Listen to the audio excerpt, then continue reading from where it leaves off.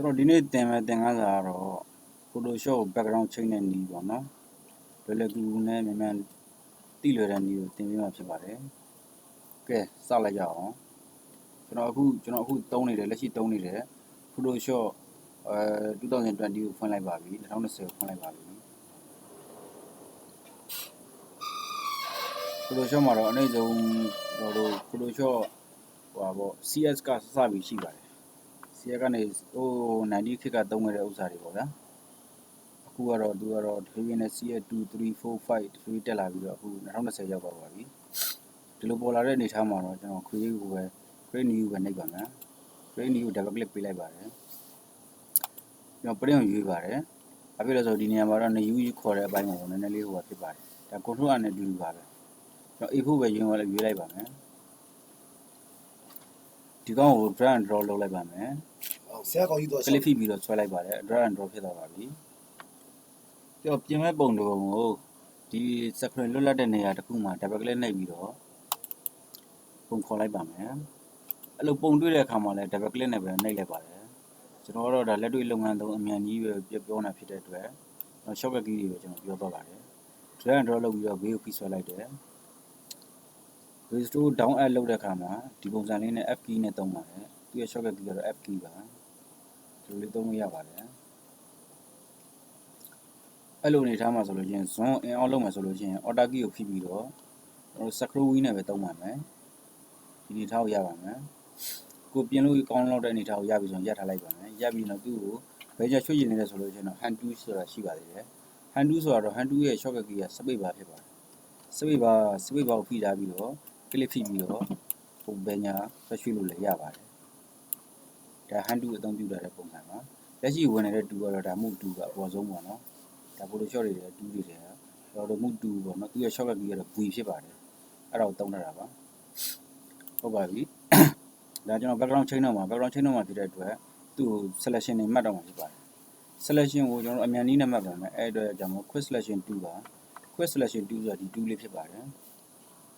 အဲ့2ကိုအမြန်ဆုံးနည်းမှတ်တဲ့နည်းကတော့ကျွန်တော်တို့သူ့ရဲ့ shortcut key ကတော့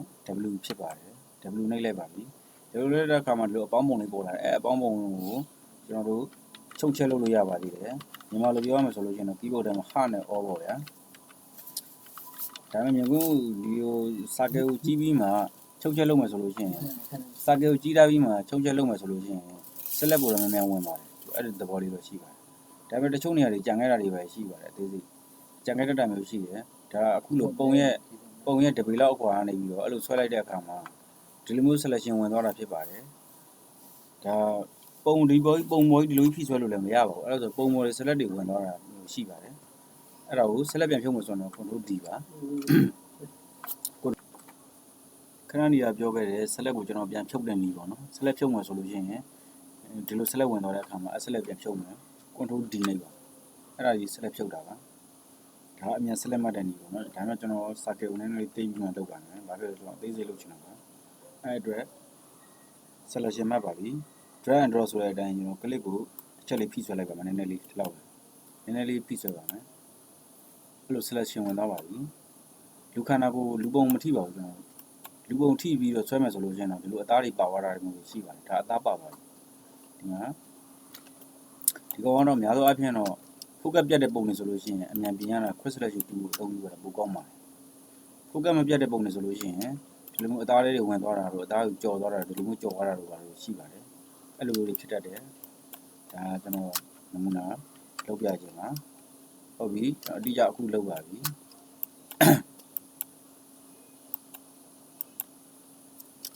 အဲ့ဒီခါမျိုးမှာဆိုလို့ရှိရင်ဒီမှာဒီညာဘက်နှစ်ရွက်ဒီ focus မပြတ်ဘူးဖြစ်နေတဲ့အတွက်ကြောင့်မို့ဒီပုံဒီပြန်တဲ့ပုံဖြစ်နေပြန်တဲ့ပုံဖြစ်တဲ့အတွက် focus မပြတ်ဘူးမပြတ်တဲ့အတွက်ကြောင့်မို့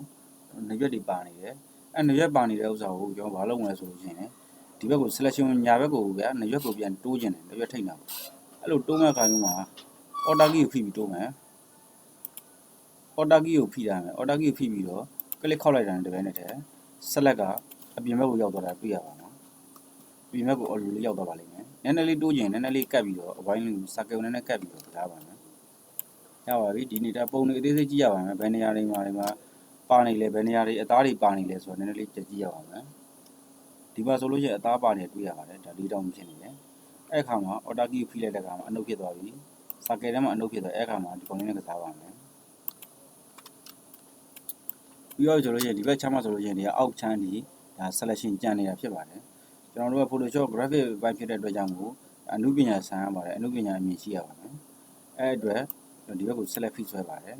ကျွန်တော်တို့ဖြည့်ကျင်လို့ရှိရင်အပေါင်းနဲ့ပဲဒီတိုင်းပဲဘာမှမနိုင်ပဲနဲ့ဒီတိုင်းပဲဖိဆွဲလိုက်ပါတယ်ဒါဖြည့်တဲ့အပိုင်းကပြန်တုတ်ချင်တယ်ဆိုလို့ရှိရင်တော့ကျွန်တော်တို့က order key ဖိပြီးတော့ရပါမယ်ဒါဆိုဒီပုံစံနေထားသည်ဒါ select မှန်သွားပြီလို့ပြောလို့ရပါတယ်အသားတွေပါထားတာမရှိဘူး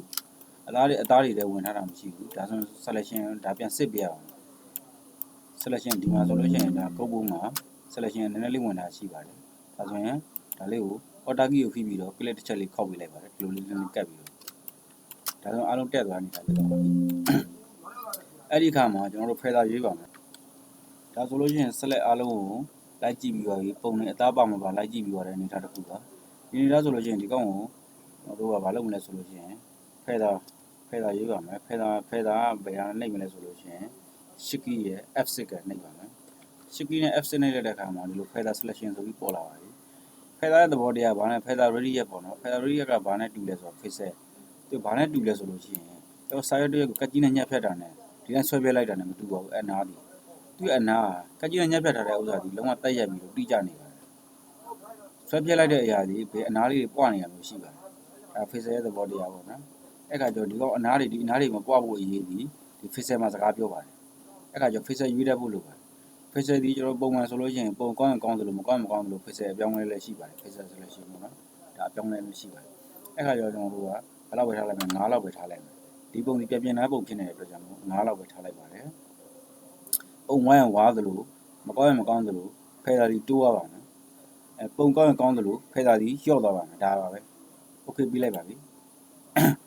okay ပြီးတော့ပေးတဲ့အခါမှာဒီကောင်ကိုကျွန်တော်တို့က background ရွေးပါမယ် background ရွေးမယ်ဆိုတဲ့အခါကျတော့ background ရွေးမယ်ဆိုလို့ရှိရင်ဒီမှာ color လေးအယောင်2ယောင်ရှိပါတယ် color အယောင်2ယောင်ရှိပါတယ်မြင်နေရတဲ့အတိုင်းပါပဲအပေါ်ဆုံးဒီ set foreground color ဖြစ်တယ်လို့အောက်ဒီ background color ဖြစ်ပါတယ် background color ကိုအရင်ရွေးမယ်ဆိုတော့အပြလုံးဝအပြစစ်ကိုထားခြင်းတာပေါ့ဗျာဘာမှမရောတဲ့အပြစစ်ထားခြင်းတာတော့ကြောင့်မို့သူ့ရဲ့ color code ဒီဘယ်လောက်ဖြစ်မလဲဆိုလို့ရှိရင်0 4လုံးနဲ့ CC ဖြစ်ပါတယ်ဆက်လက်မှတ်ပြထားပါတယ်0လုံးနဲ့4လုံးနဲ့ CC ပါအဲ့တော့ color code အကြောင်းတွေကိုတစ်ခါတည်းဆက်ပြောပြသွားပါမယ် color code အကြောင်းတွေကတော့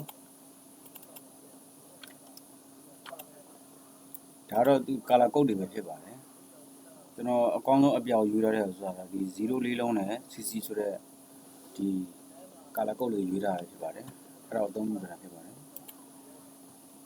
အဲ့ဒီ color code 0 4လုံးနဲ့ CC ကို color code ကိုရွေးတဲ့အခါမှာကျွန်တော် okay ပြီးလိုက်ပါမယ်အဲ့လိုလေးပဲအပြောင်ရွေးလိုက်ပါမယ်ရွေးပြီးတဲ့အခါမှာဒါဆိုလို့ရှိရင် color code တွေလည်းရွေးပြီးဆိုတဲ့အခါကျတော့ကျွန်တော်တို့ background ကိုချိန်တော့မှာပဲဖြစ်ပါတယ် background ချိန်မယ်ဆိုတော့ background ချိန်မယ်ဆိုလို့ရှိရင်သူ့ရဲ့ shortcut key ဒီ control ရဲ့ backspace ဖြစ်ပါတယ် control ရဲ့ backspace ရဲ့နှိပ်ပါပြီနှိပ်လိုက်တဲ့အခါမှာ auto background ချိန်သွားတာတွေ့ရပါတယ်ဆက်လက်ဖြုတ်မယ်ဆိုလို့ရှိရင်တော့အစပြောခဲ့တဲ့အတိုင်း control D ပဲဖြစ်ပါတယ်ဒါတောင်မှပဲဒါ feather ယူထားတာနည်းနည်းများနေပါတယ်ဒါ feather ကို touch shot လို့ရပါတယ်ဒီအနားလေးကိုဖွာနေတာတွေ့ရပါတယ်ဒါ feather ကို touch shot လို့ရပါတယ်ပုံဒီအနေထားမမှန်ပါဘူးအနေထားမမှန်ဘူးဆိုတဲ့အခါကျတော့ဒါကတော့ကျွန်တော်အသေးစိတ်ပြီးမှပြန်ပြောပြပါမယ်ပုံဒီညာဘက်ကိုရောက်နေပါတယ်ညာဘက်ရောက်နေဖြစ်တဲ့အတွက်ဘယ်ဘက်ကိုနည်းနည်းပြန်တိုးပါမယ်ပုံဒီအနေထားမမှန်ဘူးဖြစ်နေပါတယ်ပုံဒီအနေထားမမှန်ဖြစ်တဲ့အတွက်ကြောင့်မို့ကျွန်တော်ဟိုဘက်ကိုဘယ်ဘက်ကိုနည်းနည်းလေးပြန်တိုးယူပါမယ်ဒါကတော့ဓာတ်ပုံရိုက်နီးမှာပေါ့ကျွန်တော်ဓာတ်ပုံရိုက်နီး၄မျိုးရှိတယ်ပေါ့ပုံပေါင်းဓာတ်ပုံရဖို့အတွက်ဆိုလို့ရှိရင်အဲ့ထက်မှာတော့ဒီက exposure ရှိမယ် lighting ရှိမယ် focusing နဲ့ဒါ location ပေါ့နော်အဲ့ဒီအချက်၄ချက်ပေါ့ဒါကျွန်တော်ပုံညာဘက်ရောက်နေဖြစ်တဲ့အတွက်ဘယ်လိုနည်းနည်းတိုးယူပါမယ်ဒါပြီးမှကျွန်တော်အသေးစိတ်ပြန်ပြပေးပါမယ်ဒီတိုင်းပြန်ထားလိုက်ပါမယ်ပြန်ထားပြီးတော့ကျွန်တော် site ပြန်ဖြတ်ပါမယ်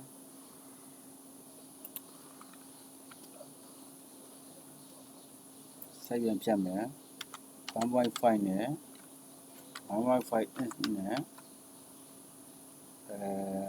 1.75 inch ပေါ့နော်လက်မပါဒီမှာလက်မတစ်ခုကျန်တော့လို့လက်မတစ်ခုထည့်ပြပါမယ်ဒီနေထားပါဒီနေထားပုံစံလေးကိုပဲကျွန်တော်ကြည့်ပြီးတော့ဒါစိုက်ဖြတ်လိုက်ပါမယ်ခဏနေရတော့ဒါစိုက်ပြက်လို့ပြောလို့ရပါတယ်စိုက်ပြက်ဆိုတော့ကျွန်တော်စိုက်ပြက်ပါမယ်ပုံကိုဒီဘက်နည်းနည်းလေးယူပါမယ်ပရိကြပြီဆိုလို့ရှိရင် double click ပေးလိုက်တာနဲ့ဒါ two side ဖြစ်တော့ပါပြီ two side လို့ခေါ်ပါတယ်ဒီကောင်အဲဆိုလို့ရှိရင် two side တစ်ခုရတော့ပါပြီဒါ background ချိန်တဲ့နည်းပေါ့ဗျာကျမ်းမြင်ဒီကောင်ကိုဟိုကလုပ်မယ်ဆိုလို့ရှိရင်တော့A4 ကိုတင်မယ် print out မှာဆိုလို့ရှိရင်တော့ control A ရင်ပေးပါမယ်ပြီးရင် control C ပေးပါမယ်ပြီးရင် control N ပေးမယ်အဲ့မှာ A4 ယူရမယ် A4 နဲ့ထုတ်မှဖြစ်တဲ့အတွက် A4 ယူပါတယ် A4 ပြီးမှဖြစ်တဲ့အတွက် A4 ယူပါတယ်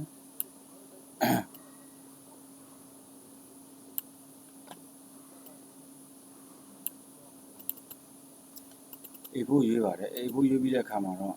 ဒါကတော့ဒါဘယ်သူ crop တူဝင်တယ်လို့ဒီလိုပြနေတာဖြစ်ပါတယ်မူတူပဲပေးထားပါတယ်အဲ့မှာကျွန်တော်တို့က control V နဲ့ control C အစောတုန်းကပေါ့ control A ပြီးတော့လို့ရှိရင်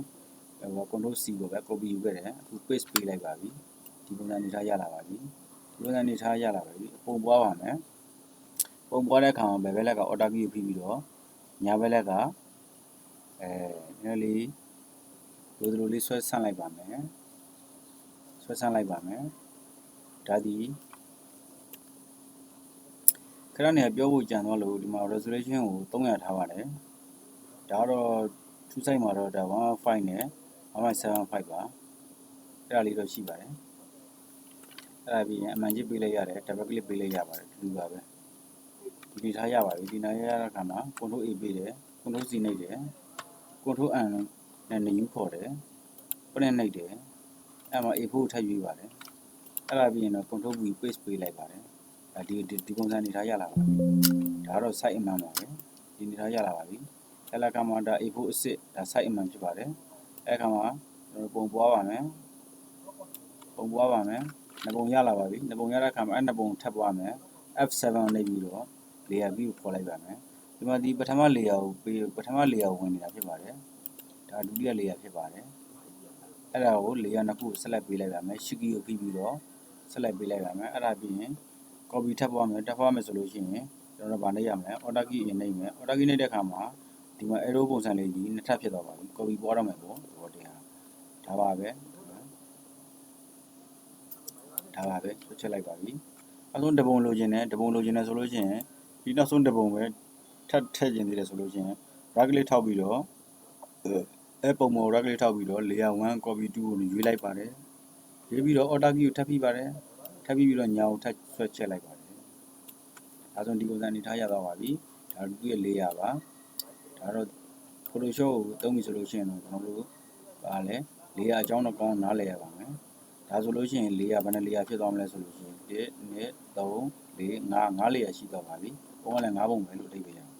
အဲ့တော့ကျွန်တော်တို့ကအောက်ကိုထပ်ပွားမယ်အောက်ကိုထပ်ပွားမှဖြစ်တဲ့အတွက်ပုံမှန်အတိုင်းပဲပုံပွားတိုင်းမှာ order key ကိုအရင်ဖိမယ် down arrow လေးကိုတစ်ချက်နှိပ်လိုက်မယ်တစ်ချက်နှိပ်လိုက်တာနဲ့တပည့်နဲ့ပုံကအောက်တိုပွားသွားပါပြီအဲ့ခါမှာမောက်နဲ့ click ဖိဆွဲလို့ရပါပြီလိုတာလေးကိုနည်းနည်းပဲdown arrow နဲ့ကစားမယ်ဒါဆိုလို့ရှိရင်ဒါဒီပုံစံအနေထားဒါ line စင်ပုံလဲလုပ်လို့ရသွားတဲ့အနေထားရသွားပါပြီ background လဲချိန်နဲ့ line စင်ပုံမှာလုပ်လိုက်တဲ့အနေထားပါအဲ့ဒါကိုကျွန်တော်တို့ print out ပါမယ် print out မှာဆိုတော့ပုံမှန်အတိုင်းပဲ control P ရွေးပါမယ် control P ရွေးပါမယ် printer name ရွေးပါမယ်ဒါကတော့ကျွန်တော် printer မှာ join ထားတဲ့အတွက် printer မပေါ်ပါဘူး printer name ရွေးမယ်ရွေးပြီးသွားလို့ရှိရင်တော့ဒီမှာ landscape ကျွန်တော်တို့က portrait လုပ်ခဲ့တဲ့အတွက်ကြောင့်မို့ portrait ကိုပဲရွေးပါတယ် portrait ရွေးပြီးလို့ရှိရင်တော့ဒါဒီ standard တို့ height တို့စသည်ပေါ့ကျွန်တော်တို့ရွေးပါမယ်ရွေးပြီးသွားလို့ရှိရင်တော့ဒါ print ပေးလိုက်ရင်ရပါပြီဒါတော့ကျွန်တော် printer ထုတ်တဲ့အပိုင်းကိုကျွန်တော်တည်တံ့ပြန်ရှင်းပြပေးပါမယ်ခင်ဗျာဒါတော့ဒီလောက်နဲ့ပဲကျင်းတတ်ကြပါလို့ကျွန်တော်ပြောချင်ပါတယ်ကျွန်တော်ဒီသင်တန်းလေးကိုလာပြီးတော့တက်ရောက်အားပေးခြင်းရတယ်ဆိုလို့ရှိရင်ကျွန်တော်ရဲ့ဖုန်းနံပါတ်ကတော့39 696 551 365ပဲဖြစ်ပါတယ်696 951 365ပဲဖြစ်ပါတယ်အားလုံးကျေးဇူးတင်ပါတယ်ခင်ဗျာ